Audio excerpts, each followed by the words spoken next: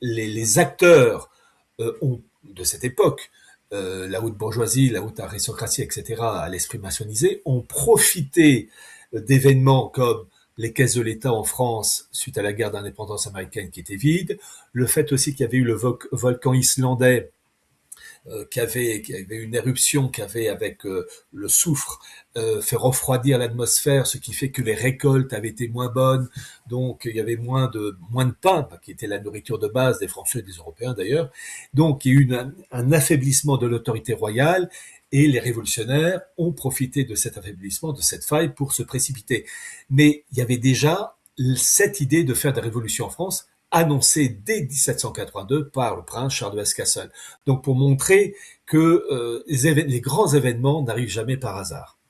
Et bon, moi, j'ai beaucoup apprécié tes références et surtout le fait que tu fasses référence à tout ceci dans le contexte de Adam Weishaupt, tête blanche, qui veut dire homme sage, hein, quelque part chez les Allemands, de cette façon-là, et tout ça, et surtout de Jacob Frank, dont le nom, Frank Franek, c'était son deuxième prénom, mais son nom de famille, c'était Leibowicz, Exact. et on le dit polonais, mais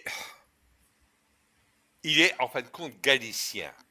Aujourd'hui, ça fait partie de l'Ukraine, la Galicie, et, Lemberg. et il est juste à côté de quelqu'un d'autre qui, son vrai nom de famille est Koch, et ensuite son nom par lequel il a été connu, c'est Robert Maxwell. Robert Maxwell, qui était le grand magnat de la presse anglais, etc., Et le qui est père mort bizarrement. apparemment s'est suicidé en sautant de son yacht ou un truc Oui, comme ça, pareil. tout Oui, en ayant un travaillé pour accident. le Mossad et tout ça. Oui.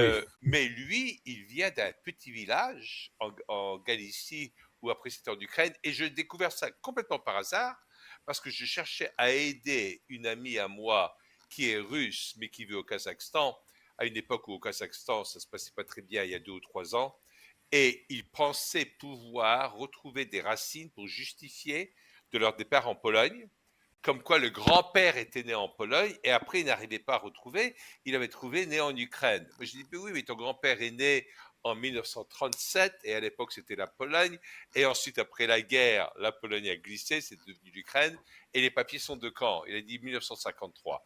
Et je dis, eh bien voilà. Et il s'est avéré que son grand-père venait du même village de 800 habitants que Maxwell, et, et c'est là où on découvre que Leibowicz, Jacob Frank, même région. Alors, c'est une question que je vais te poser, tu n'as pas besoin de répondre tout de suite, parce qu'on va sans doute évoquer ceci, c'est l'importance de l'Ukraine comme foyer de tout un ensemble de pensées, que ce soit les Khazars d'un côté, les Ashkénazes après, et les Ukrainiens, l'Ukraine elle-même, le nom Ukraine, ça vient de Ukraina, ça veut dire Ukraina, c'est le pays, comme autour, et où c'est en bordure de.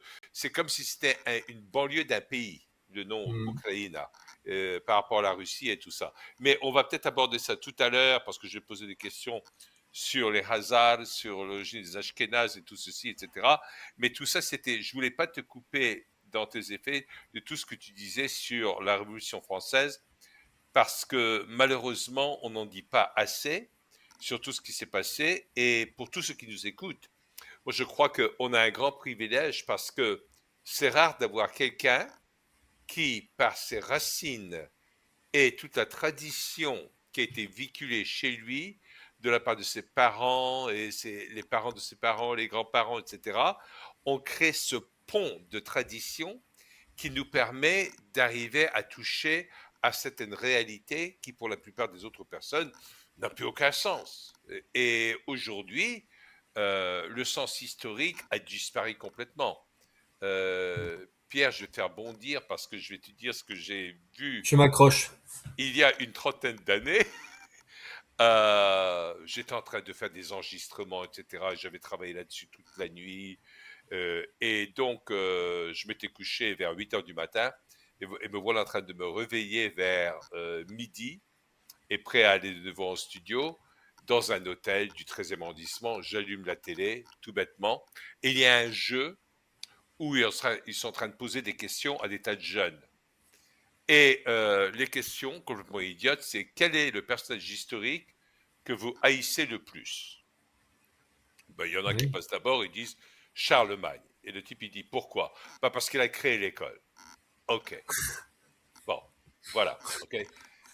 Adolescent. La prochaine, tu vas vraiment apprécier. C'est une fille qui est là, 17 ans. On voit qu'elle a réfléchi à tous les problèmes du monde. Non, pas vraiment, je suis en train de plaisanter. Et on lui pose la même question, quelle est la personne historique que vous haïssez le plus? Sa réponse, Charles Martel. Et le type, il dit, pourquoi?